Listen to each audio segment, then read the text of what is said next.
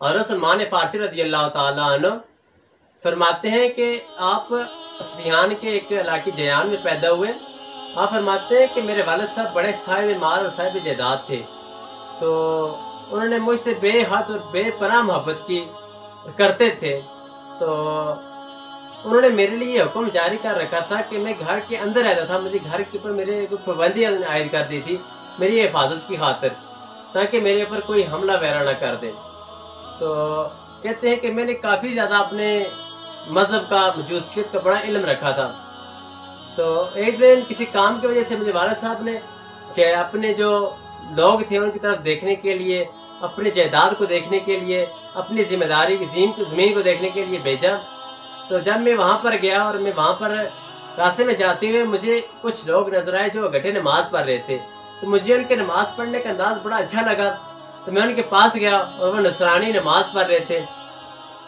جب میں ان کے پاس گیا اور ان سے میں نے پوچھا کہ آپ کا مذہب کیا ہے اور آپ کا مرکز کہاں پر ہے، تو انہوں نے بتایا کہ ہم نصرانی ہیں اور ہمارا مرکز شام میں ہے۔ تو میں نے ان کو کہا کہ جب آپ کوئی شام کا قافلہ جانے لگے تو مجھے بتانا۔ فرماتے ہیں کہ جب میں واپس شام کو گھر آیا اور والد صاحب سے دن کی ساری جو گزری تھی وہ والد صاحب نے پوچھی، تو میں نے کہا کہ میں دن کس طرح گیا اور میں اس طرح چند لوگ دیکھے وہ نماز پڑھ رہے تھے اور ان کا انداز مجھے بڑا اچھا لگا۔ تو میرے والد صاحب کو کہیں انہوں نے کوئی شک پڑا کہ کہیں یہ اپنے مذہب سے پھر نہ جائے۔ مجھے کہنے لگے کہ بیٹا اپنا مذہب جو ہمارے باؤ اجداد کا مذہب ہے یہی حق ہے، اور جو آپ دیکھ کے آئے ہو مذہب اس میں کوئی خیر نہیں ہے۔ تو میں نے کہا کہ واللہ ہمارے مذہب سے وہ مذہب بہتر ہے۔ تو والد صاحب نے میرے اوپر یہ حکم عائد کر دیا کہ اس کی پیروں کے اندر بیڑیاں ڈالی جائیں اور جو گھر کے اندر پابند کر دی جائے، گھر کے اندر کو بند کر دیا جائے۔ فرماتے ہیں کہ مجھے گھر میں بند کر دیا گیا، لیکن جب شام کا قافلہ آیا تو مجھے خبر مل گئی کہ شام کا قافلہ آ گیا ہے۔ تو میں نے وہ بیڑیاں کھول کے چپکے سے میں شام کے قافلے کے ساتھ ہو کر شام چلا گیا۔ اور جب میں شام گیا میں نے شام کے وہاں پر جا کر پوچھا کہ یہاں پر آپ کا سب سے بڑا کون ہے؟ تو انہوں نے کہا کہ وہ شخص جو چرچ کا سب سے بڑا متولی اور منتظم ہے وہ ہمارا سب سے افضل شخص ہے۔ میں اس کے پاس گیا، اس کے پاس رہا، تو جب وہ فوت ہونے لگا تو میں نے اس سے پوچھا کہ اب آپ کو پتہ ہے کہ میں حق کی خاطر گھر سے نکلا ہوں، اب آپ کی کیا وصیت ہے، آپ کے بعد میں کہاں جاؤں؟ انہوں نے مجھے وصیت کی کہ میرے مرنے کے بعد آپ غموریہ چلی جانا۔ آپ فرماتے ہیں کہ میں وہاں سے غموریہ چلا گیا اور وہاں پر اس شخص کے پاس رہا، اور اس شخص کی نیک طبیعت اور اس کی دنیا سے بے رغبتی اور آخرت کی طرف اس کی لگن اور رغبت مجھے بڑی اچھی لگی، اور میں اس کی خدمت میں رہا۔ یہ کچھ ہی عرصہ گزرا تھا کہ اس کی موت کا وقت قریب آ گیا، اور جب وہ مرنے لگا تو میں نے کہا کہ اب میرے مرشد میرے لیے کیا حکم ہے، اب آپ کے آخری وقت آ گیا، میرے لیے حکم کیا ہے، اور اس مذہب کے اوپر ابھی کون شخص باقی رہ گیا ہے؟ انہوں نے فرمایا کہ اس وقت روئے زمین کے اوپر صرف ایک شخص میری نظر میں آئے، اور آپ موصل میں چلے جاؤ اور اس شخص کی خدمت میں چلے جاؤ۔ فرماتے ہیں کہ یہ فوت ہوئے اور میں موصل چلا گیا اور اس شخص کی خدمت میں اس کو سارا واقعہ سنایا۔ اس طرح میرے مرشد نے مجھے وصیت کی تھی کہ میں آپ کی خدمت میں آ گیا ہوں۔ جب میں ان کی خدمت میں گیا تو ان کے پاس کچھ ہی عرصہ گزرا تھا، وہ بھی بڑے سے نیک طبیعت نئے شخص تھے۔ تو انہوں نے مجھے کہا کہ اب ان کے موت کا وقت جب قریب آیا تو میں نے کہا اب میرے لیے کیا وصیت ہے، اب میں کس شخص کی صحبت میں جاؤں؟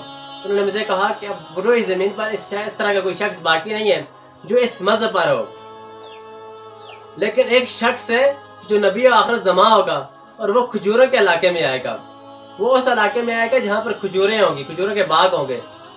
تو فرمانے لگے، میں نے عرض کیا کہ اب میں کہیں دھوکہ نہ کھا جاؤں، مجھے اس کی کوئی نشانیاں بتا دیں۔ تو وہ شخص فرمانے لگا کہ اس کی 3 نشانیاں ہیں، وہ نمبر 1 کہ وہ صدقہ نہیں لے گا، اور نمبر 2 اور وہ ہدیہ قبول کرے گا، اور نمبر 3 اس کی دونوں کاندھوں کے درمیان مہر نبوت ہوگا۔ فرماتے ہیں کہ میں اس کی جب خدمت میں تھا کہ میں نے کوئی بکریاں اور بھیڑ بکریاں ویسے پا رکھی تھی، تو ایک قافلہ جب مکے کی طرف روانہ ہونے لگا تو میں نے ان کو کہا کہ آپ یہ میری بکریاں اور میری گائے وغیرہ رکھ لیں اور مجھے ساتھ لے چلیں۔ اور جب ہمارا قافلہ روانہ ہوا تو ہم شام اور عرب کے درمیان ایک جگہ پر پہنچے، انہوں نے میرے ساتھ غداری کر کے مجھے غلام بنا کر بیچ دیا، اور جب میں وہاں سے لے کر مجھے میرا آقا چلا گیا تو آگے اس کے پاس بنو قریظہ کے ایک شخص آیا، اس نے بنو قریظہ کے اس شخص کو مجھے فروخت کر دیا اور وہ شخص نے खुशकिस्मती के साथ मुझे यसरब ले गया। और जब मैं यसरब में गया और उसके वहाँ पर मैंने खजूरें देखी और वहाँ के मैंने हालात देखे, तो मुझे कुछ अंदाज़ा हो गया कि ये वही इलाका है जिसका मुझे वो मेरे मुर्शिद ने बताया था। फरमाते हैं कि मैं अपने आका की ग़ुलामी में रहा और मैं उसका काम करता रहा। एक दिन एक शख्स, मैं दरख्त के पौधे के ऊपर था और एक शख्स वहाँ पर आया और कहने लगा कि मदीने वाले अक्सर लोग, एक शख्स आया है मक्के से हिजरत करके और कुबा में वो ठहरा हुआ है, उसके गिर्द गठे हुए, अल्लाह पाक उन पर हलाकत नाज़िल करे। जब मैं उनकी ये आवाज़ सुनी तो मुझे बड़ी जस्तजू हुई और मुझे बड़ी हैरानगी हुई। तो मैं वहाँ से नीचे उतरा और मालिक से आके पूछा कि ये क्या कह रहा था। वो बड़ा गज़बनाक हुआ, मेरे ऊपर गुस्सा हुआ, मुझे कहने लगा अपने काम से काम रखो। और मैं जब वापस गया अपने काम से काम, तो जब सरकार इस्लाम मदीने में तशरीफ़ लाए, मैं खजूरें लेकर गया और सरकार इस्लाम को पेश की, ये सदका है मेरी तरफ से।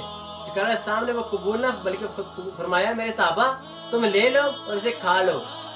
और दूसरी जब मैं खजूरें लेकर गया और मैंने कहा कि ये हदिया है मेरी तरफ से, आका करीम अलैहिस्सलाम ने वो कबूल फरमा ली, उनको तनावल भी फरमाया और साहबा के तकसीम भी फरमाई।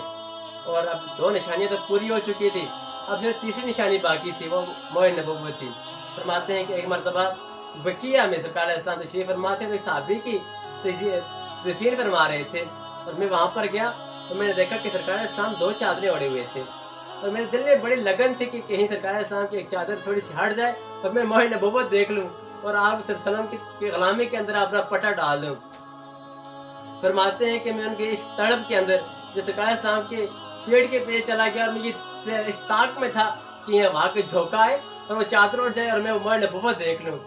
फरमाते हैं कि सरकार इस्लाम मेरे दिलों के राज जान गए और वो अपनी चादर थोड़ी सी सरकी और फरमाने लगे कि वो जो तुझे मूसल में एक शख्स ने बताया था वो देख रहे, ये ले देख ले। फरमाते हैं जब मैंने वो मोह नबुव्वत देखा, मैं बड़े इश्क के साथ जाके तो चूम लिया और मसरत के आंसू बह गए और मैंने कलमा पढ़कर मैं इस्लाम के दामन से वाबस्ता हो गया। हकीकत के रास्ते बड़े लंबे हैं, हमें ये इस्लाम मिला है बड़ी आसानी के साथ मिला है, हम जिसका जितना शुक्र अदा करें ये फिर भी हमारे लिए कम है। अल्लाह पाक हमें सच्चा हकीकी एक मुसलमान राष्ट्रीय रसूल बनाए।